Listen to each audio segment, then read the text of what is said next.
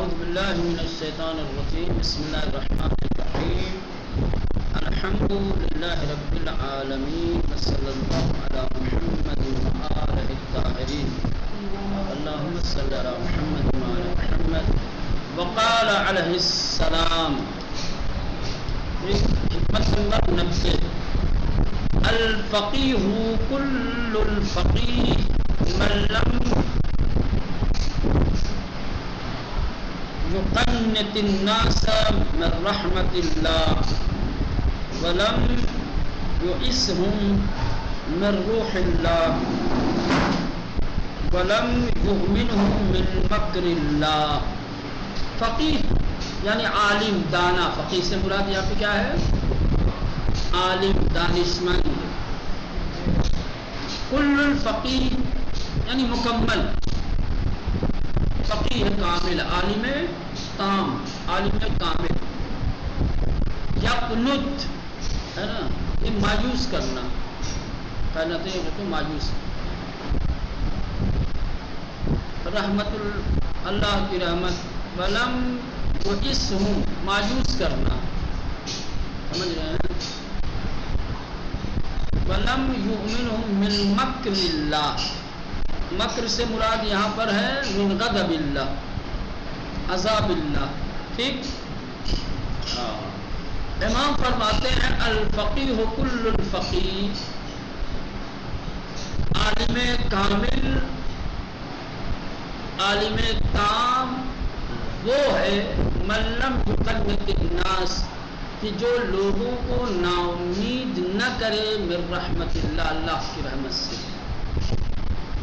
لوگوں کو اللہ کی رحمت سے جو نا امید نہ کرے وہ عالم کامل اور عالم تام ہے.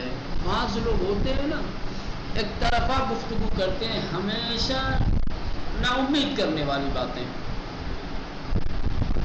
ہمیشہ ڈرانے والی باتیں، ہمیشہ خوف دلانے والی باتیں، ہمیشہ ایک طرف خدا کے غضب کی، قہر کی، اس کے عذاب کی باتیں کرتے ہیں.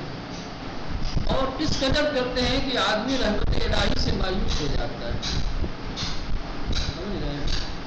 جبکہ وَرَحْمَتُهُ وَسِعَتْ كُلَّ شَيْءٍ، اس کی رحمت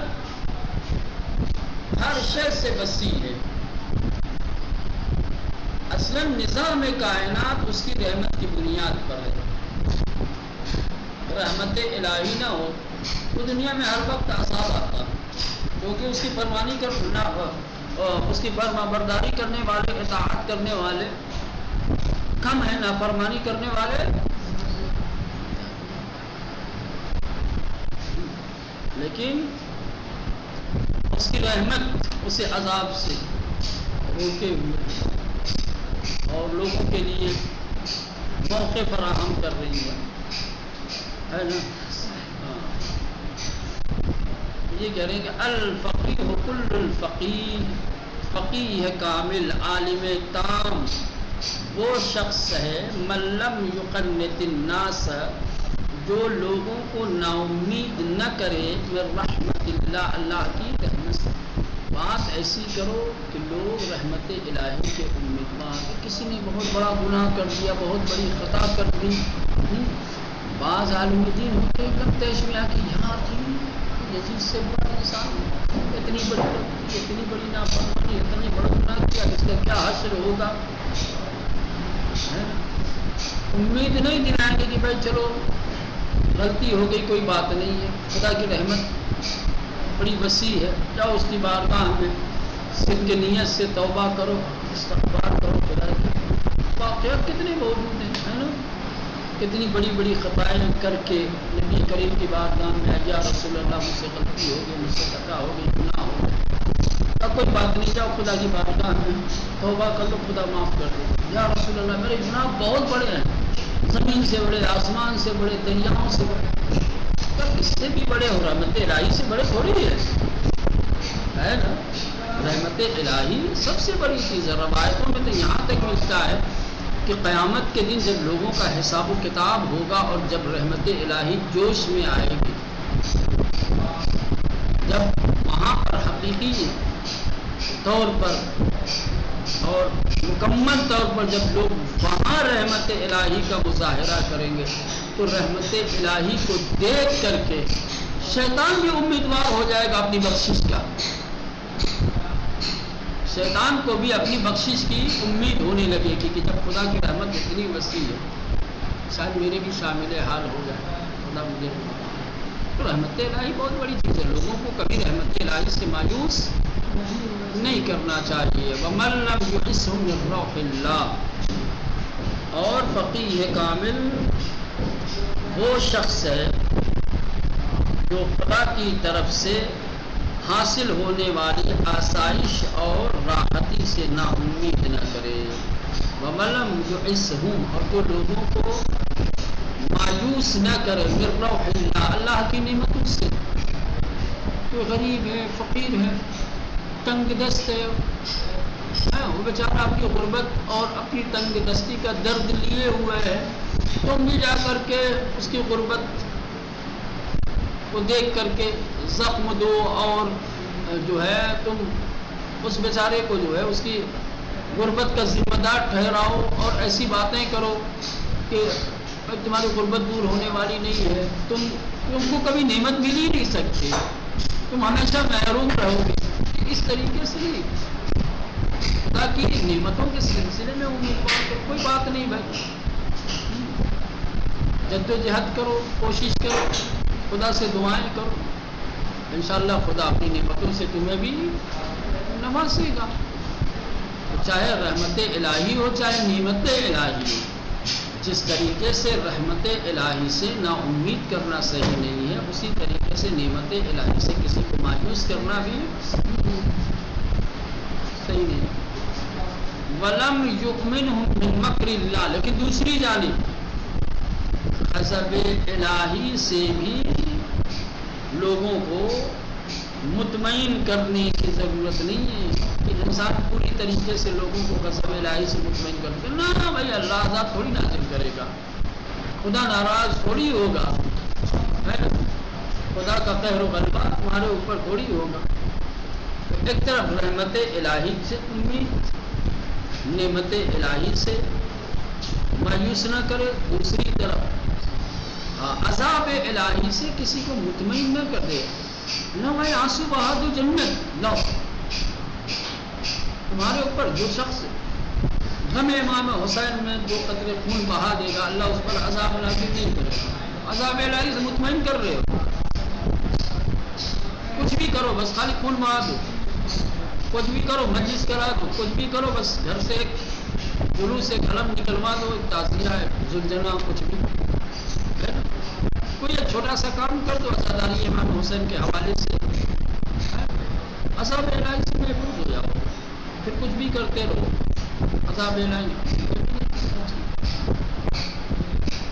دونوں طرف دو جانب ہے, جہاں خدا رحمان ہے, رحیم ہے, غفور ہے, ستار ہے, وہیں خدا جبار ہے, قہار بھی ہے یا نہیں ہے. ایک طرف بات نہ کرو, ہے نا, بات دونوں طرف کی ہونی چاہیے. اسی لیے اللہ نے اپنی نبی کو بھی جب منصب نبوت دے کے بھیجا تو بشیر اور نذیر دونوں بنا کے جنت کی بشارت بھی دیتے تھے, خوشخبری بھی, جنت کی نعمتوں کی باتیں بھی کرتے تھے, اور دوسری طرف نذیر ڈراتے بھی تھے خدا کے غضب سے, اس کے قہر سے, اس کے عذاب سے.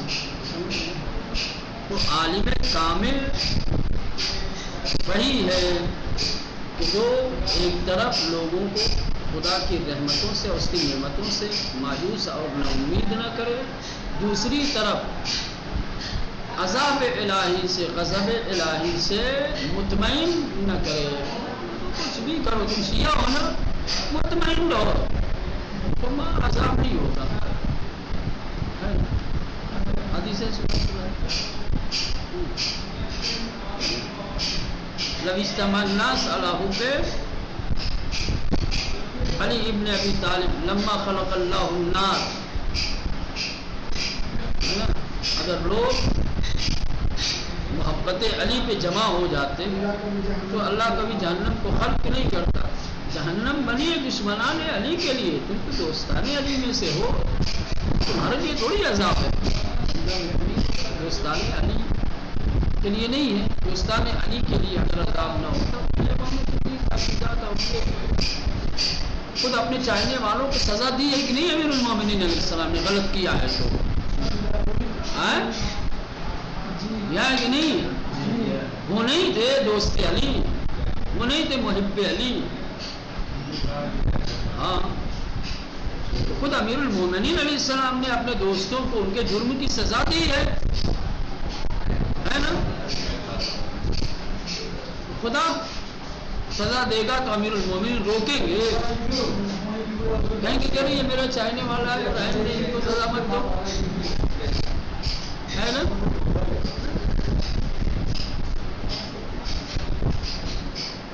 یہ وہی چاہتے ہیں جو خدا چاہتا ہے, خدا وہی چاہتا ہے جو چاہتے ہیں. بات صورت یہ ہو گیا. اس کے بعد وقال علیہ السلام, وقال علیہ السلام ان هذه القلوب تمل كما تمل الابدان وابتغوا لها طرائف الحكم. کہنے کی دل جو ہے نا انسان کا نفس, انسان کی روح, یہ بھی جسم کی طرح سے کبھی کبھی تھک جاتی ہے, ملول ہوتی ہے, رنجیدہ ہوتی ہے. ایسا نہیں ہے کہ انسان کا جسم صرف جو ہے تھکتا ہو, انسان کے جسم صرف ملول ہوتا ہو, رنجیدہ ہوتا ہو. قلب اور طبیعت بھی انسان کی اکتا جاتے ہیں, تھک جاتے ہیں. جس طریقے سے انسان کا جسم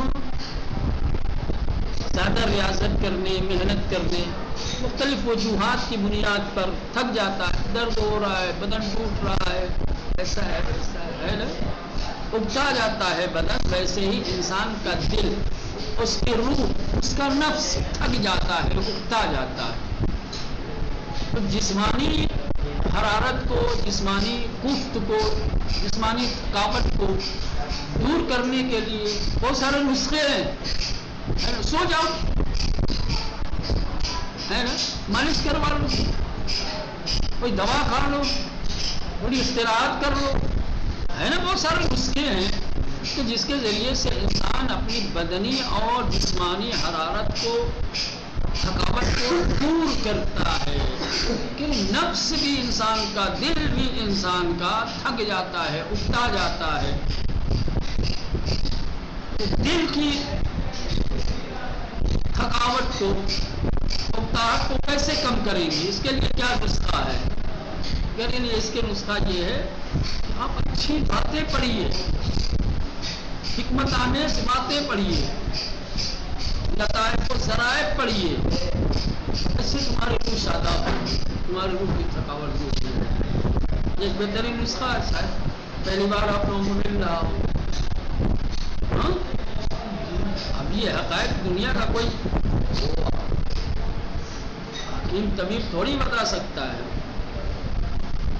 طبیب اصلی تو یہی ہے نا, جو انسان کے تمام ظاہری اور باطنی تقاضوں کو, ضرورتوں کو جانتے اور پہچانتے ہیں. جسم کی ضرورتیں کس طریقے سے پوری ہوں گی, روح کی ضرورتیں کیا ہیں, وہ کیسے پوری ہوں گی بتا دیں. اور یہ حقیقت ہے, جو اس حقیقت کو جانتے ہیں, جو ان حقیقتوں سے آگاہ ہیں, وہ کرتے ہیں روح کو شاداب کرنے کے لیے. اب میں اس کی ایک دلیل دے دوں. ایک بہت بڑی شخصیت گزری ہے, نعمت اللہ جزائری. نعمت اللہ جزائری بڑی شخصیت ہے.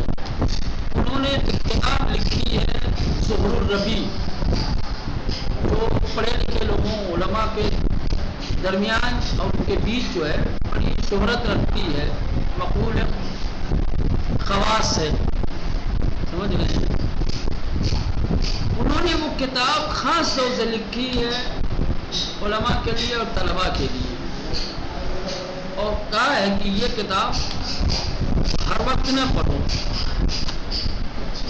ہاں, یہ کتاب خاص طور سے زمانے امتحان سے فراغت کے بعد, یا امتحان کے پیریڈ میں جب ذہنی فشار بہت زیادہ ہو تمہارا ذہن تھک جائے، تمہاری روح جب اکتاہٹ محسوس کرنے لگے، تو یہ کتاب اٹھاؤ، اس کو پڑھو۔ کچکول ٹائپ کتاب ہے، سمجھ رہے ہیں، کچکول ٹائپ کتاب ہے، اس میں بہت ساری ایک سے ایک لطیفے، ایک سے ایک حکمت کی باتیں، ایک سے ایک جانکاریاں، اچھے برے سب۔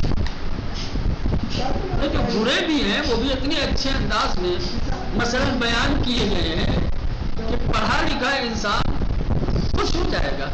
کیا بات کہتے ہیں، طریقے سے بات کہتے ہیں۔ جیسے ایک سنا دیتا ہوں آپ لوگوں کو جلدی سے۔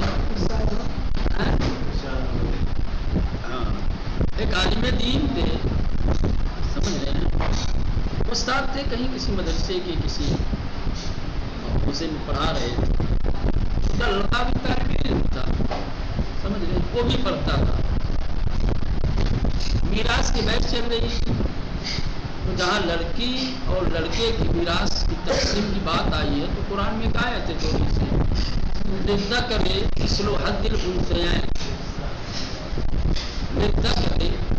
اب یہ ذکر لڑکے کو بھی کہتے ہیں، عربی میں ایک اور معنی رکھتا ہے، عربی میں ایک معنی اس کا اور ہے، جو جانے کا تو مزہ آئے گا، اس کو نہیں جانے کا۔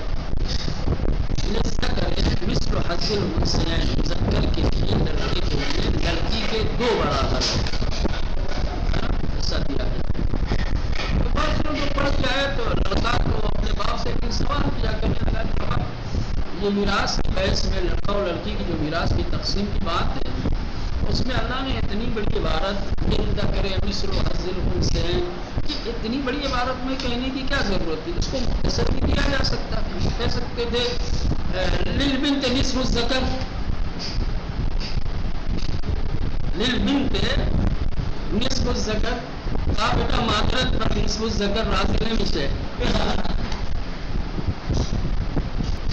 وہ آدھے ذکر پر راضی نہیں ہونے والا تھا کہ انسان جسم کے ساتھ ساتھ روح بھی رکھتا ہے، انسان مرکب ہے 2 چیزوں سے، جس میں ایک روح، مختلف وجوہات کی بنیاد پر انسان کا جسم جس طریقے سے ملول ہو جاتا ہے، تھک جاتا ہے، ویسے ہی انسان کا نفس اور اس کی روح بھی ملول ہو جاتی ہے، تھک جاتی ہے۔ تو فرماتے ہیں کہ قلوب سے مراد یہ آپ وہی نفس کہہ سکتے ہیں، آپ روح کہہ سکتے ہیں۔